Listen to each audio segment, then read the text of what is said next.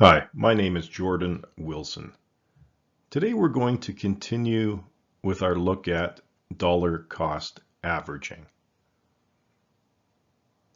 And we're going to consider a few more factors as to why I think it's a good method to use for the typical investor. Today our focus is going to be on smaller investors. What do I mean by smaller investors? Well, I think there's two aspects to it. One is that this investor class, which covers actually probably most of us, does not tend to have excess cash sitting around in a bank account just waiting for an investment opportunity.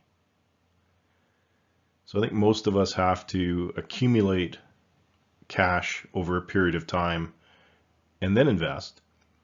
Or if it's during tax season, RRSP season in Canada, maybe you go down to your local bank, you take out a short-term loan, use that to invest in your RRSP, get the tax deduction, and then when you get your refund a couple of months later, use that to pay down the loan. But people tend not to have money just sitting around waiting. That's more of the higher net worth, the ultra high net worth that have cash on hand. Most of us don't. And I think the other aspect is that smaller investors do not have huge portfolios. And by that, I kind of just mean that there's a critical mass in which they can create a well-diversified portfolio across all the asset classes, subclasses. So if it's equities, we've got some Canadian stock, we've got some American stock, we've got some European, some Asian, some emerging markets, some frontier, we've got some individual sectors like natural resources or high tech. So again, that's how you build the diversified portfolio. And again, for a smaller investor, how do you go out and buy on a lump sum basis shares in Google or Amazon? Because often they may be higher in one share or two shares than the wealth that you've got on hand immediately to make that investment. So that's to me kind of a smaller investor. Now, we talked previously that lump sum is the preferable way to invest over the very long term, but there's a lot of volatility along the way. The problem I think you find with a lot of studies that compare lump sum to dollar cost averaging is that for some reason they tend to assume that you invest the lump sum amount on day one. So the example might be on January 1, you invest $12,000 in a fund or a stock or whatever. And if you dollar cost average, you take that $12,000 and you invest every 2 months over a 24-month period, so 2 years. And their studies will conclude that over time, the lump sum approach was better. But again, that goes back to how many of us have $12,000 just sitting there ready to invest on day one? And the answer is not a lot. The reality is that you probably would have to scrimp and save and accumulate that $12,000 over a 6 to 9 month period, then invest it all. So a little bit of apples to oranges when they compare lump sum versus dollar cost averaging at times. I think the other advantage of dollar cost averaging for a smaller investor is kind of the behavioral aspect, the monthly bills, your cell phone, your cable TV if you still have that. And if you get in the habit of investing on a consistent periodic basis, then it becomes like your monthly rent or your cell phone bill. you just adapt. And yes, on some level, you miss that $200 a month or whatever you decided to set aside to invest. But that mental aspect makes it go away after a while. It becomes almost painless. You just adjust your lifestyle accordingly. And again, that's probably better for smaller investors. It helps them create some consistency and some discipline. And as we'll see with a look at, say, funds, everyone now has direct deposits or direct debits set up that you can make periodic fixed contributions into different investment vehicles. So I think, again, lump sum, if you've got a bunch of money sitting around waiting for an investment opportunity, preferable to dollar cost averaging. The reality is we don't. And so dollar cost averaging is a very good tool for smaller investors. The other aspect is easy diversification. Now,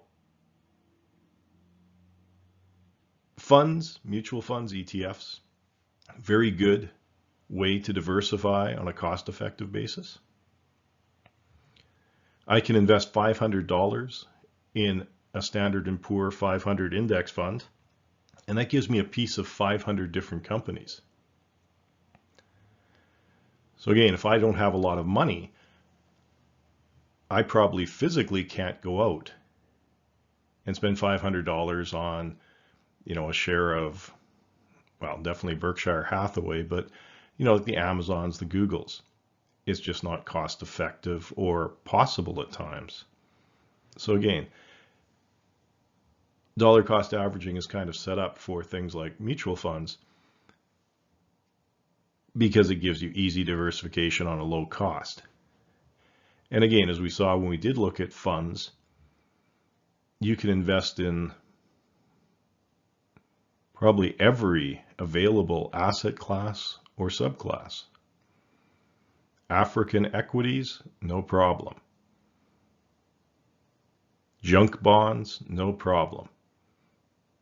Anything you want to invest in to build that diversified portfolio is out there. And again, on a relatively cost-effective basis versus being able to do it yourself with individual stocks, bonds, and whatnot. And yes, you can obviously lump sum invest in mutual funds or ETFs. That's fine. But the funds are really geared to smaller investors and the ability to implement dollar cost averaging.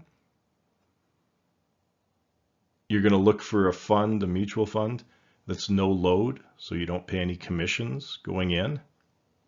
Often you have to watch yourself on the management expense ratio, but every time you buy into a mutual fund that's no load, you're not paying any transaction cost. Funds kind of differ, but as a general rule, a lot of funds require maybe an initial purchase of at least $500 or $1,000, but then any subsequent purchases can be made, say, $100, $50 in some cases. So again, built for smaller investors, built for dollar cost averaging with the no transaction fees and the low amounts that you can continually invest. You also find now more and more no transaction fee or zero transaction cost exchange traded funds. And again, if you're not paying that broker's commission every time you buy an ETF, that too makes it a very useful tool. I think the funds are also painless for investors. As I said earlier, everyone has the direct deposits and direct debits set up so that you can easily just make a monthly automatic transfer from your checking account into the mutual fund company as if you were paying your phone bill or your utilities. All of the companies will provide you with monthly or quarterly and definitely annual financial statements and performance data. So it's easy to track how your portfolio is doing without spending money on an advisor to prepare those documents for you.